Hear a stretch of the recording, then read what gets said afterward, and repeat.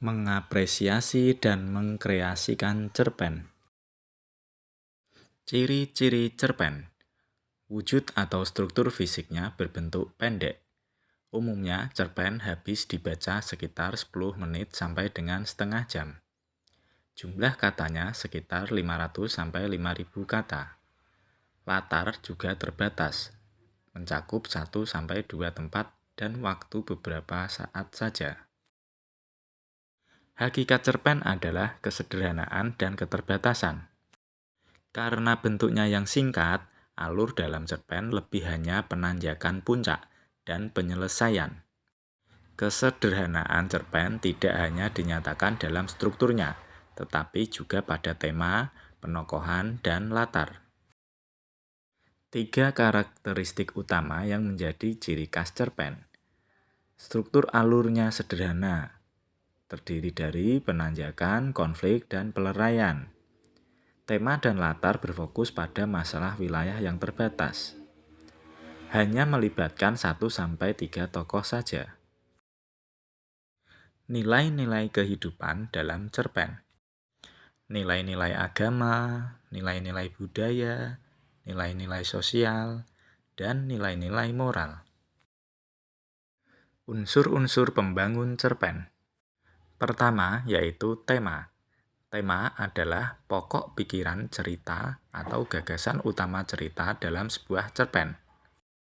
Yang kedua, amanat. Amanat adalah pesan, baik yang tersirat maupun yang tersurat, di dalam cerita atau cerpen. Alur atau plot adalah jalan cerita sebuah cerpen.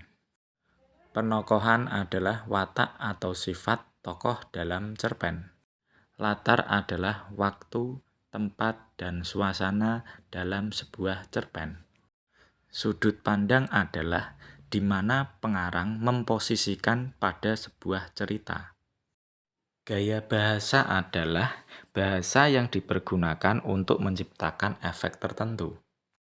Macam-macam majas terdiri dari majas perbandingan, meliputi asosiasi, metafora, personifikasi, alegori. Kedua, majas bertentangan, meliputi hiperbola, litotes, ironi, dan sinisme. Ketiga, majas bertautan, meliputi metonimia, sinekdok, alusio, elipsis. Dan yang keempat, majas penegasan atau perulangan, seperti pleonasme, klimaks, antiklimaks, retoris, dan aliterasi.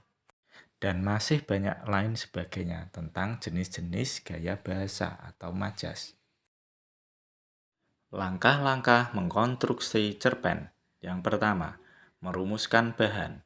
Yang kedua, menyusun kerangka. Dan yang ketiga, mengembangkan cerpen. Dan langkah terakhir yaitu menyunting atau editing cerpen. Hal-hal yang disunting cerpen meliputi isi, struktur penyajian, dan kaidah bahasa. Penulisan cerpen sebaiknya berdasarkan pengalaman.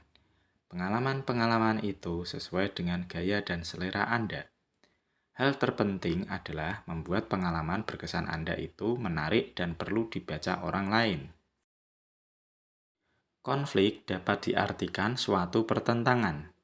Bentuk-bentuk pertentangan itu seperti yang terjadi dalam kehidupan sehari-hari. Sangatlah bermacam-macam, misalnya sebagai berikut. Pertentangan manusia dengan dirinya sendiri atau konflik batin. Pertentangan manusia dengan sesama manusia. Pertentangan manusia dan lingkungannya, baik lingkungan alam, ekonomi, politik, sosial, maupun budaya.